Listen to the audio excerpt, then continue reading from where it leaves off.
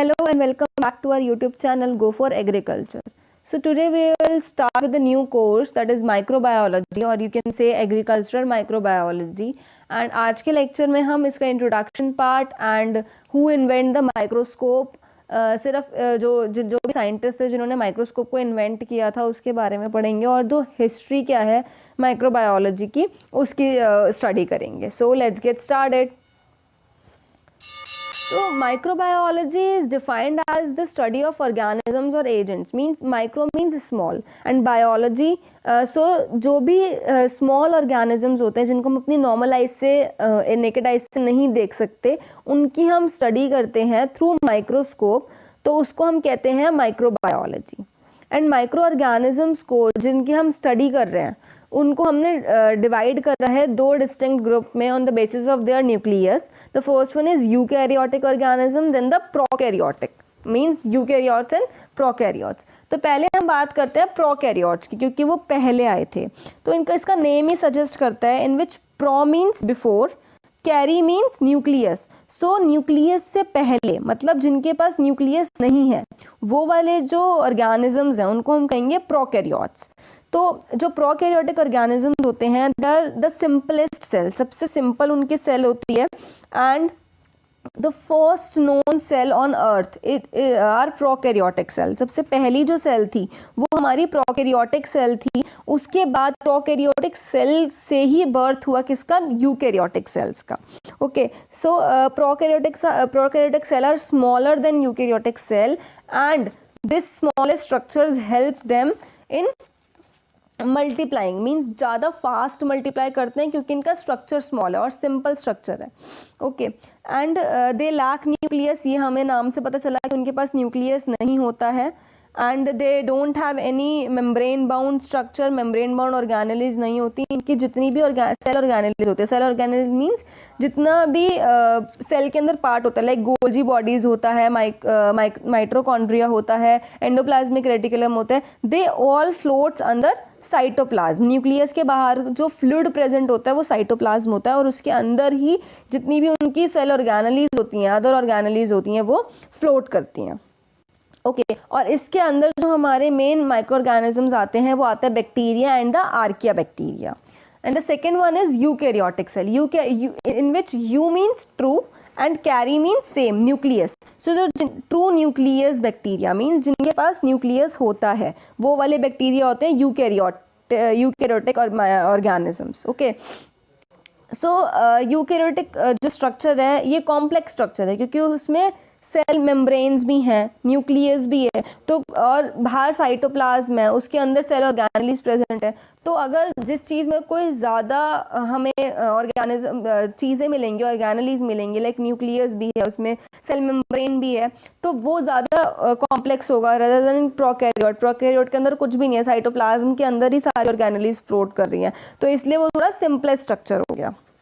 Right, सो ये है हमारा eukaryotic cell. And eukaryotic cell में हमारे कौन कौन से आते हैं, एल्गी आती है, फंजाई आती है और प्रोटोजोआ आता है. अब बात आती है कि इन दोनों में कॉमन क्या चीज़ें हैं जो यूकैरियोटिक सेल में भी प्रेजेंट है प्रोकैरियोटिक में, क्योंकि कॉमन होना बनता है. प्रोकैरियोटिक सेल से यूकैरियोटिक सेल बना है तो कुछ चीज़ तो ऐसी होंगी ना जो प्रोकैरियोटिक सेल की कॉमन होंगी यूकैरियोटिक सेल में.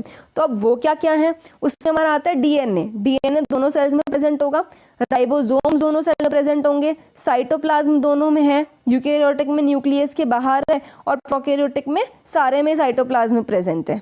Okay, and cell membranes present है. अब नेक्स्ट पे आता है इनके स्ट्रक्चर्स. आप देख सकते हैं कि जो यूकैरियोटिक सेल है उसमें आपके पास न्यूक्लियस प्रेजेंट है और उसका स्ट्रक्चर थोड़ा कॉम्प्लेक्स लग रहा है. माइटोकॉन्ड्रिया अलग से है, फिर सेल मेम्ब्रेन है, बाहर राइबोसोम्स हैं, तो this is something like complex structure. But prokaryotic cell में अगर आप देखेंगे तो यहाँ पे कोई न्यूक्लियस नहीं है, जस्ट न्यूक्लियोइड है और हर चीज़ हर ऑर्गेनेली सिर्फ साइटोप्लाज्म के अंदर ही फ्लोट कर रही है. तो this is the simplest structure and smallest structure also.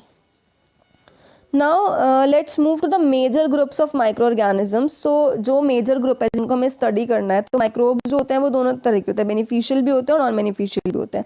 तो इसमें सब आता है, बैक्टीरिया, फंजाई, वायरसेस, प्रोटोजोआ। इनमें कुछ माइक्रो ऑर्गेनिजम्स है जो बेनिफिशियल हैं और कुछ है जो बेनिफिशियल नहीं है, और हम उनकी सबकी स्टडी करेंगे आगे के लेक्चर्स में। So the next one is the effects of disease on civilisation. मतलब पुराने टाइम में जब माइक्रोबायोलॉजी नहीं था, जब हम माइक्रो ऑर्गेनिजम्स की स्टडी नहीं कर सकते थे, उस टाइम पे कौन कौन सी डिजीज ऐसी थी जिन्होंने बहुत ज़्यादा इफेक्ट किया था पॉपुलेशन पे। और so first is bubonic plague. Bubonic plague एक ऐसी डिजीज़ थी जो आई थिंक 1347 to 51 के आसपास थी, और इसने approx 20 to 25% of population reduce करा था। उस टाइम पे ब्यूबोनिक प्लैग को ब्लैक डेथ के नाम से जाना जाता था, और ये प्लैग एक बैक्टीरिया की वजह से हुआ था जिसका नाम था Yersinia pestis. Yersinia pestis was the bacteria जिसकी वजह से ब्यूबोनिक प्लैग नाम की डिजीज़ हुई थी। बेसिकली इस डिजीज़ में होता क्या था, इसमें नॉर्मल फीवर होता था और ये रोडेंट्स के थ्रू फैलती थी। Okay, the next is small pox. Small pox तो अभी भी हो जाता है, लेकिन इसकी वो हमारे पास ट्रीटमेंट है। उस टाइम पे ट्रीटमेंट नहीं था तो बहुत लोगों की डेथ हुई थी स्मॉल पॉक्स की वजह से भी, और उसके बाद भी बहुत सारी ऐसी डिजीज़ आई थी जिनकी वजह से, इन्फेक्शियस डिजीज़ जिनकी वजह से बहुत लोगों की डेथ हुई थी, बहुत पॉपुलेशन कम हुई थी। ओके, अब बात आती है कि ये जो माइक्रोस्कोप है ये किसने इन्वेंट किया। तो माइक्रोस्कोप इन्वेंट किया था एंटन वॉन लीवेनहुक में। इनकी जो स्टोरी है वो बहुत इंटरेस्टिंग है, तो हम उसको एक स्टोरी की तरह, एक काइंड ऑफ अ मूवी की तरह ही पढ़ेंगे ताकि हमें आगे तक याद रहे, हम उसको बार बार पढ़ने की और याद करने की ज़रूरत ना पड़े। सो जो एंटन वॉन लीवेनहुक थे वो एक डच बिजनेसमैन थे। He was not scientist earlier, he was the businessman, और वो एक क्लॉथ मर्चेंट थे। ओके, सो उन्होंने माइक्रोस्कोप इन्वेंट किया था वेरी फर्स्ट टाइम, और बेसिकली उन्होंने किया क्या था, वो एक मर्चेंट थे, तो उनके माइंड में भी ये बात आएगी कि मर्चेंट थे, क्लॉथ मर्चेंट थे, तो उनके माइंड में एकदम से माइक्रोस्कोप के बारे में कहाँ से आया। तो यहाँ से उनको दिमाग में आया था, जब वो अपने क्लॉथ को सेल करने मार्केट में जाते थे तो वहाँ पे दूसरे मर्चेंट्स भी होते थे जिनको वो अपने क्लॉथ्स को सेल करते थे। तो उनके पास एक बहुत स्पेशल लेंस होता था जिससे वो क्लॉथ को चेक करते थे कि क्लॉथ की क्वालिटी कैसी है, उसका थ्रेड कैसा है। तो थ्रेड को चेक करने के लिए वहाँ पे जो मर्चेंट्स थे वो लेंस को यूज़ करते थे। तब एंटन वॉन लीवेनहुक के माइंड में आया कि ये जो लेंस है ये जब क्लॉथ के थ्रेड को देख सकता है तो हम कुछ इस तरह का लेंस भी बना सकते हैं जो इससे भी कोई छोटी चीज़ को देख पाए। ठीक है, तो उन्होंने क्या करा, वो नेक्स्ट डे घर गए और उन्होंने एक ऐसा स्मॉल सेटअप बनाया, बहुत छोटा सेटअप, लाइक 3 to 4 इंच का वो सेटअप था जिसमें 3 ऑपरेटर्स थे। निडल था एंड उसमें निडल था, स्क्रू था और एक लेंस था।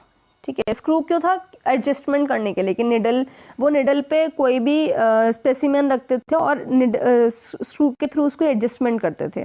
Then in the presence of sunlight, वो रात को ये इसके थ्रू देख भी नहीं सकते थे, in the presence of sunlight ही वो देख सकते थे। सनलाइट की तरफ वो बिल्कुल अपने लेंस को, माइक्रोस्कोप को करके तभी वो कुछ बैक्टीरिया वगैरह को देख पा रहे थे। देन उन्होंने क्या किया, एक दिन वो किसी पॉन्ड के किनारे गए और वहाँ पे उन्होंने एक वाटर बॉटल को वहाँ से फिल किया उस वाले पानी से। उसके बाद उस पानी का कुछ पार्ट उन्होंने अपने निडल पे रखा और जब सर्च किया तो उन्हें देखा कि उस पानी के अंदर बहुत सारे स्मॉल बैक्टीरिया हैं, कुछ स्मॉल चीज़ें हैं जो उन्हें वहाँ पे दिख रही थी। फिर उसके बाद उन्होंने धीरे धीरे human tissue, even WBCs, RBCs उनको देखना शुरू करा। And he was the very first scientist जिन्होंने टिश्यूज़ वगैरह को देखना उस टाइम पे शुरू किया था। और उन्होंने वो जो छोटे माइक्रो ऑर्गेनिजम्स थे जिनको हम आज माइक्रो ऑर्गेनिज्म कहते हैं, उन्होंने उसको उस टाइम नाम दिया एनामोक्यूल्स। ठीक है, तो ये उनकी एंटन वॉन लीवेनहॉक की स्टोरी थी कि वो एक किस तरह से एक क्लॉथ मर्चेंट से एक साइंटिस्ट बन गए और इतने फेमस साइंटिस्ट बन गए जिन्होंने माइक्रोबायोलॉजी ही वो कर दी, स्टार्ट कर दी, एक नया सब्जेक्ट, एक नया स्टडी स्टार्ट कर दी माइक्रोबायोलॉजी की। सो यहाँ पे कुछ मैंने पॉइंट्स दिए हुए हैं, लेकिन ये जो स्टोरी है ये आपके माइंड में पक्का रहेगी क्योंकि मैंने एक बहुत ही सिंपल वे में समझाई है, तो आई होप ये आपके माइंड में रहे। तो जब point is the first microscope was invented by Anton von Leeuwenhoek in 1632 to 1723। He was the Dutch businessman and Leeuwenhoek microscope was created, relied on a single lens held in a metal plate. Leeuwenhoek described different forms of bacteria, mold spores, etc. This is all for today's lecture. Thanks for watching. And अगर आपको मेरी video अच्छी लगी हो तो मेरे channel को subscribe करना, and you can follow us on Instagram also. Thanks for watching.